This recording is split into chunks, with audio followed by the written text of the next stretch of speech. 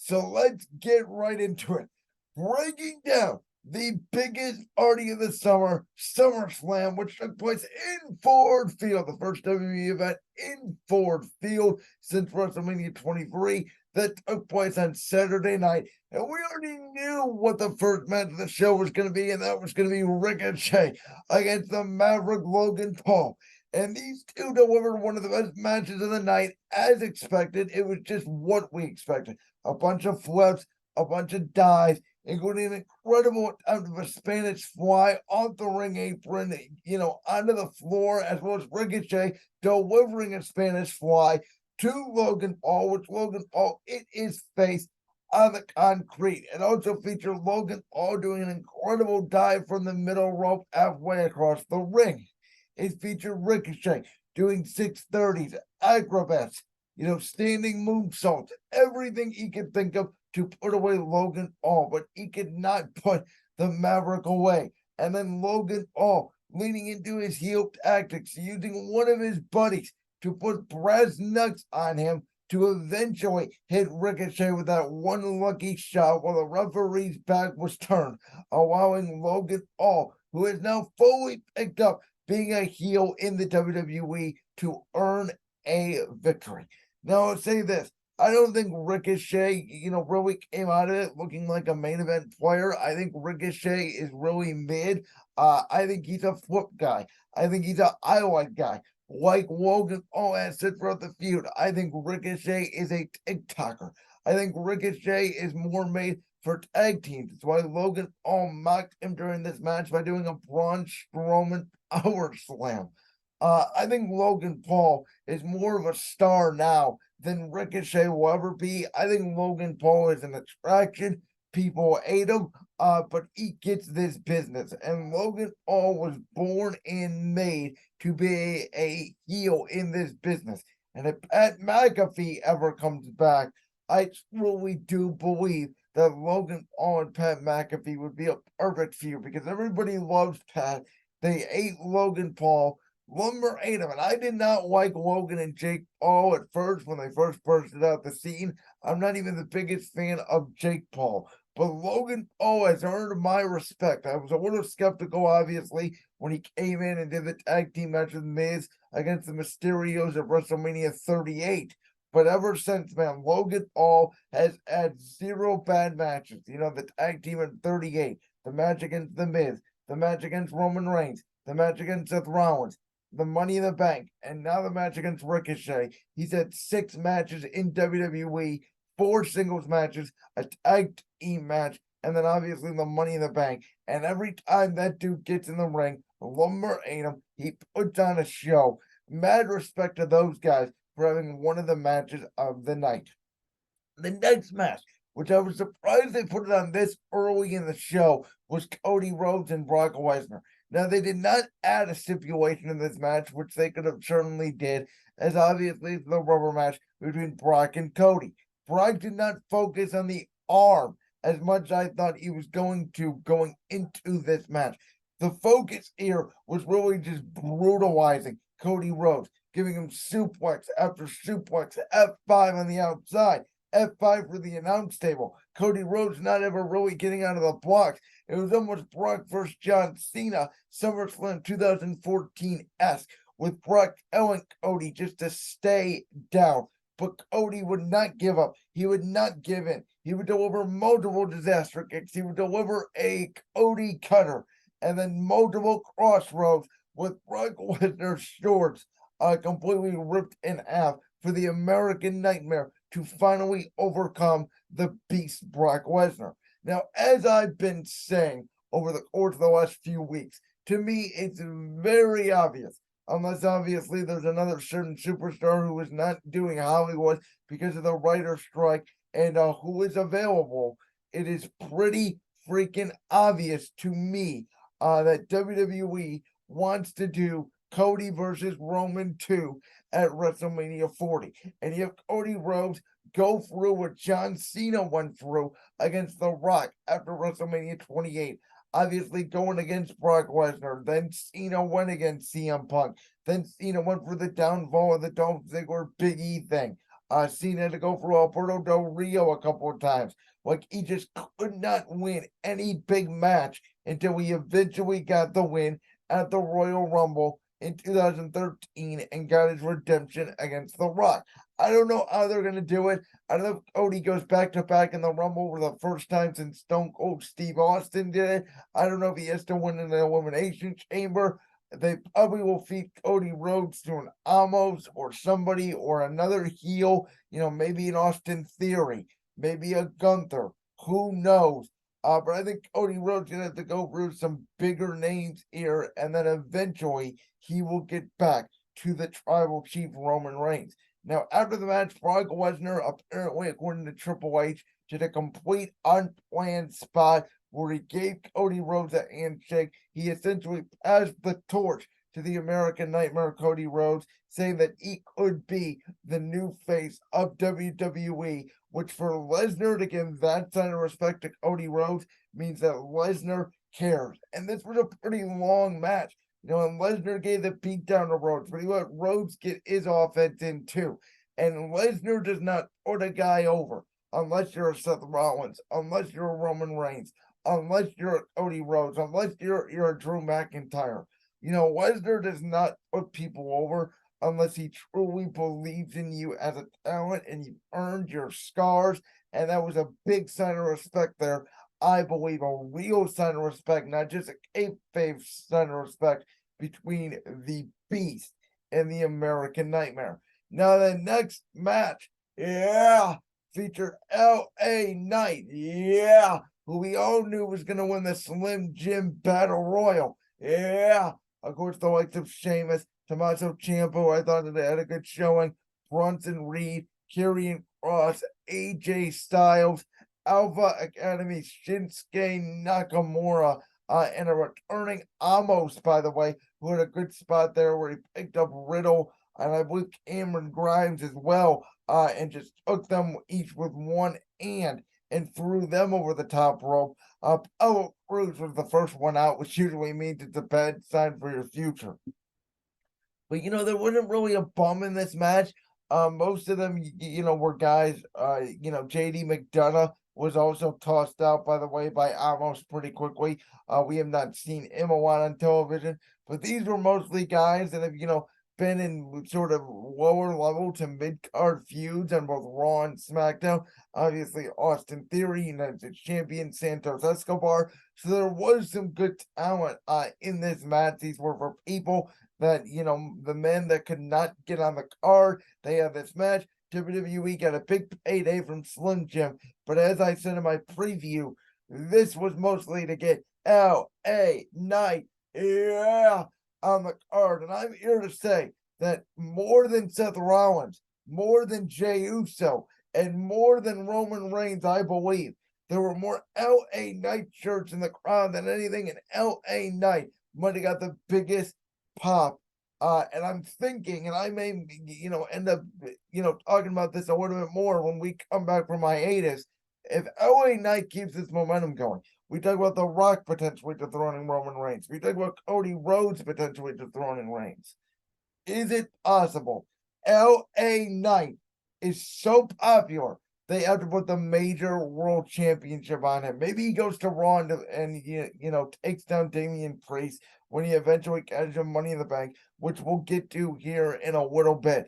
But LA Knight, you cannot hold back his momentum anymore. He is over Roman Reigns. He's over Seth Rollins, in my opinion, right now, as the most over wrestler in WWE and maybe in all of sports entertainment. Now, the next match, I'll be honest, was again the one that I was looking forward to the least. It was not very good. Ronda Rousey, Shayna Baszler, MMA rules. I did like how they made it sound like, it's a real UFC fight, except obviously there was no rounds. It was a non-sanctioned WWE match. You had to win by knockout or submission. And Ronda tried, some body shots, and she tried her submissions. But ultimately, in the end, Shayna Baszler made Ronda Rousey pass out in the Coquina clutch. Exactly what I predicted, as Ronda Rousey is now out of WWE. She passes the torch to Shayna Baszler, who may get on a roll and as I said, she may eventually now get a push and may be in line eventually to face Rhea Ripley for the Women's World Championship over on Raw. If they move her to SmackDown, she could be the one to take out the champion over there, which again we'll get to. But I think it's a nice passing the torch of Ronda Rousey. We'll see if Shayna Baszler can ever recapture some of that momentum she had in 2020 when she was challenging Becky Lynch for the Raw Women's Championship at WrestleMania. Can Triple H book her back to NXT? Shayna Baszler, we shall see. Now, Drew McIntyre and Gunther for the Intercontinental Championship. And I gotta be honest here, this match started off really slow for me. This was not as good as I expected. I thought it was a good match. I had expectations, to be honest with you. Maybe it's on me, but I thought it was going to be a better match than what it turned out being. Gunther showing his athleticism, climbing to the top rope multiple times and delivering multiple splashes to McIntyre was impressive. The punishment that McIntyre gave Gunther, I thought was on the next level. With an early Glasgow kiss, the throws in the corner, the eventual Claymore that I called Gunther kicking out of, as Gunther now becomes only the second superstar in history, I believe, to kick out of a Claymore. There's only been a few, Roman Reigns, Gunther, maybe Brock Lesnar. I don't know if Randy Orton has, but it's a select few of superstars that have kicked out of a Claymore. And so with that being said, Gunther had hit 2 power bombs on McIntyre. He did not go for the last sympathy in this match, which I thought was a little bit strange, but he hit McIntyre with a bunch of clotheslines. McIntyre hit Gunther with a bunch of clotheslines. Gunther hit McIntyre with a bunch of stuff. They were just throwing bombs at each other. You could see the welts on everybody's chest afterwards. It was a hard-hitting affair. Though I thought his matches with Sheamus at Clash of the Castle and even the one following that up on SmackDown was a little bit better than this match here. It felt a little bit rushed. I did not feel like they get all the spots, in my opinion, that were intended for, as Gunther now, in about 30 days, will look to become the longest reigning Intercontinental Champion in history, which again, compared to Roman Reigns' reign, looks nothing like it in comparison, but it is still impressive for the ring general, who can go with anybody in that ring.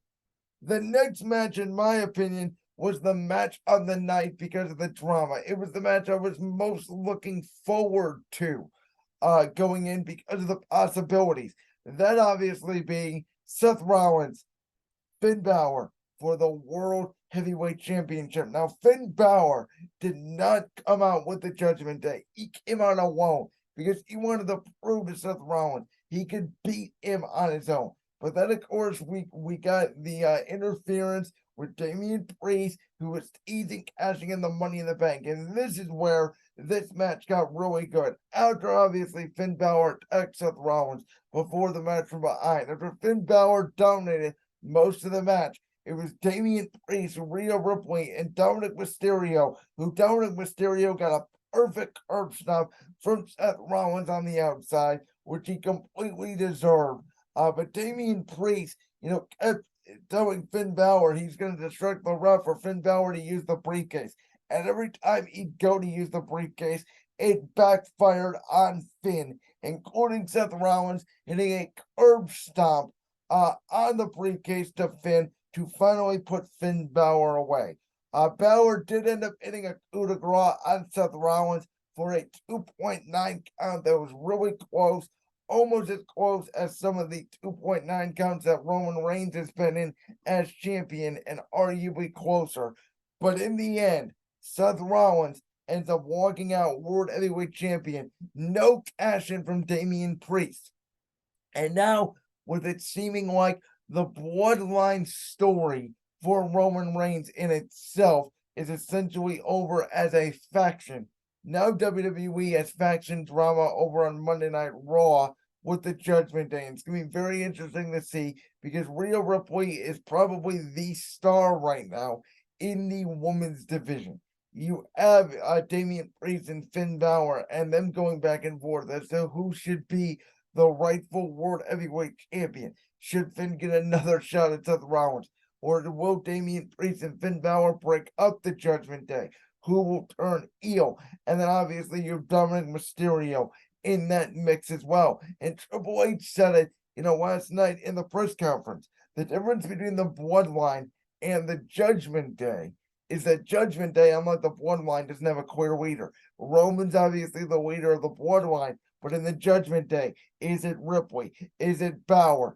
Is it Priest? And as he said, we know it's not Dom, but ultimately, the Judgment Day now is going to be the most compelling television on WWE going forward outside of the Bloodline. It'll be very interesting to see the direction they go there. And the question now is, who faces Seth Rollins for the World Heavyweight Championship? Because there's not a ton of heel options on the Raw roster. Maybe a Miz or maybe a Bronson Reed or somebody like that can fill the gap for the fall, as I think we get ready for a Seth Rollins, Roman Reigns Survivor Series champion versus champion showdown. It's what I predicted if Seth Rollins retains the World Championship.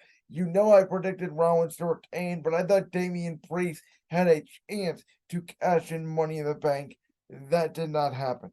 I'll tell you who did cash in the Money in the Bank was Io Sky. And I gotta admit, the triple threat match for the Women's Championship was not a good match between Charlotte, Bianca Belair, and Asuka. And I'm not hating on women's wrestling. I think the woman can put some of the best shows on in WWE or AEW or any professional wrestling industry. But these two specific women matches for SummerSlam, the triple threat for the Women's World Championship, which has three of the most talented women in the game today, Charlotte, Bianca, Asuka, and then Ronda and Shayna, just did not do it for me. Again, I think Rhea Ripley now is the star of the women's division. This match could have very easily been on SmackDown to me. It was not a great match. I thought Bianca Belair had almost the sell of the year when she went down on those steel steps. She acted like she completely tore her ACL. She had me and the whole arena fooled that she was legitimately injured.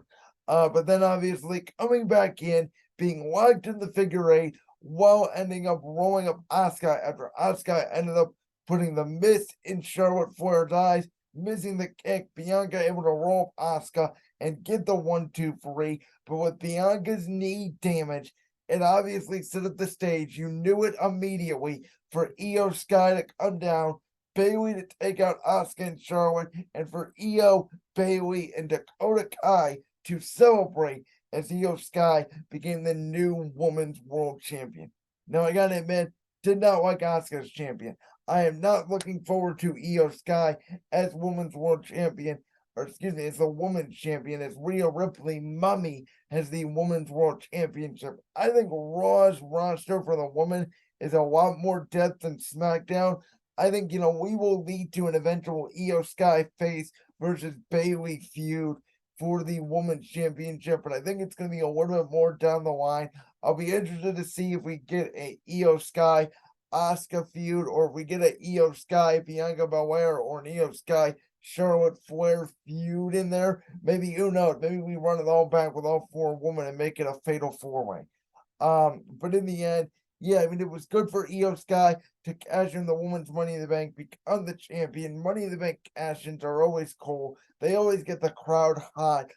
Who was not into this match at all after, again, Rollins and Balor completely tore the place down. But in the end, Io Sky is now the leader of the SmackDown Women's Division. And finally, Tribal Combat. Now, this, I admit, is one of the worst championship defenses that Roman Reigns has had in a long time. And it's because it lacked drama. Jey Uso hit Roman Reigns with everything, including a leather strap, kendo sticks, steel chairs. He did everything in his power to take out Roman Reigns. Solo Sikoa came back down through the crowd and put Jey Uso through a table. Jey Uso hit Roman Reigns with super kicks. He hit Roman Reigns with the Uso splash. He put Roman Reigns through a table. But we all knew that Jey Uso was not going to win the Undisputed Championship because Jimmy Uso would return and cause Jey Uso, just like I said it was going to happen. Now, people say this was the wrong booking decision, and I completely disagree because if you're following the story here between Roman and Jey, it was not about, oh, the Usos always stick together. No, it is about Roman tearing apart the Bloodline family, and Jimmy Uso got jealous that Jey Uso was the tribal chief in waiting. He got jealous of what Roman Reigns thought of Jey and not of Jimmy. So now Jimmy can be the heel, Jey can be the face, with Solo sort of going on his own for a little bit before Solo eventually turns on Roman, and we get Solo Sikoa versus Roman Reigns at the Royal Rumble for the Undisputed Championship while we wait to see who Roman Reigns faces at WrestleMania 40. If you're following the Bloodline story and you know WWE storytelling, you knew this was the route they were going to go. Again, this is simple storytelling. It sort of made the match not as good as, in my opinion, a Logan Paul Ricochet and the Rollins and Balor match because of the suspense. Though the tribal chief, we acknowledge him on this channel. He is the reason why we have food on our table. And I thought it was still a good match. Obviously, it's an Extreme Rules match. Roman Reigns, anything he does is special. As I just said, we acknowledge him. He put Jey Uso in the table for the corner. Michael Cole was granted commentary all night long with Corey Graves, selling it, saying, why, Jimmy, why? After all they've been through. And it's pretty simple. It's because, again, Jimmy Uso was jealous of the fact of the way Roman looked at Jey, that Jey was main event, that Jey, wanted to be the tribal chief, that Jey really didn't care about Jimmy in the hospital. All Jey wanted was to take down Roman. Well, now that Roman Reigns on vacation, all Jimmy Uso wants is to take down Jey. And we get our main event for Payback, which will be Jey versus Jimmy Uso, with Solo Sikoa and Paul Heyman, who I thought sold it really hard. And by the way, that guy who screamed in the crowd, do it for Jimmy, while Jey and Roman were fighting in the crowd, I feel bad for that guy. But that was a great touch. Good main event to end, I should say, a very good SummerSlam. I did not think it was a great SummerSlam. I thought WrestleMania was better. I thought the Rumble was better. I thought Elimination Chamber was better. I thought Night of Champions was better. I thought Money in the Bank. I thought Backlash. I thought other pay-per-views or premium live events, this year were better than SummerSlam. I thought SummerSlam underwhelmed in a couple of elements. The hype was there. I just did not think it delivered as well as a Big Four premium live event usually does. But it was still a very good show, and we still have some very good storylines. I'm interested to see now where things go, as I trust Triple H and his team. If you compare it to last year's SummerSlam, even, I don't think it was as good. Again, I thought it was a good show. I thought it was a very good show. I thought it was a 7 out of 10. But when you expect a 9 or a 10 out of 10 for a premium live event nowadays, the expectations for WWE and their premium live events lately have been so high that it makes SummerSlam look like it wasn't as good as it could have been. And maybe it's because I predicted almost everything right on this card outside of Damian Priest not cashing in the Women's Championship match, which people were complaining about. And I said it in my preview, people that complained about Becky Lynch and Trish Stratus, people that complained about Rhea Ripley and Raquel Rodriguez, those two women's matches not being on the card. At the end of the day, the card ended at 12:15 a.m. Eastern Standard Time. And you could say, well, the commercials. Well, you know what? They're being paid by Peacock, and in Peacock standards, they have to air commercials. Oh, the Slim Jim Battle Royal. Guess what? They're getting paid a bag by Slim Jim, and LA Knight had to be on this card somewhere. So I completely understand that. And there was really, do you really want to cut Roman Reigns the bloodline, the best story you have going for you? No, Roman Reigns can do whatever he wants. He's the tribal chief. And you can give those two woman matches more time on Monday Night Raw anyways that sometimes has to have filler because it's really hard to air 3 hours of television every single Monday night. So I thought that was the right decision. As Triple H said, he'd rather have, people earn more opportunities on the smaller premium live events, because on these big premium live events, you don't want to have the card go over way too long. So I thought that was the right decision. Those weren't necessarily cut. They were just moved over to Monday Night Raw in a couple of weeks, which again builds suspense for those rivalries and allow those rivalries to build. So I thought that was the right decision. I thought they had the right amount of matches. I thought it was good pacing in general, and it still ended at 12:15 in the morning, a.m. Eastern time. I understand Central people, West Coast people don't complain, but you're in the East Coast when you're watching wrestling for 4 hours and 15 minutes. That is still a very long show. We may get to the point where SummerSlam ends up being 2 nights. They're doing a lot of access stuff. They're doing a lot of stuff they usually do for WrestleMania, but I don't think that's in the cards right now. Again, still a very good show. And I was happy I spent my night watching the best form of sports entertainment in the biz, that being WWE. Like that clip from the Brands World podcast? If so, make sure you go down there and hit that subscribe button. While you're down there hitting the subscribe button, make sure to also hit the notification bell so you never miss another upload. And make sure you check out all the other clips from the Brands World podcast right here on YouTube.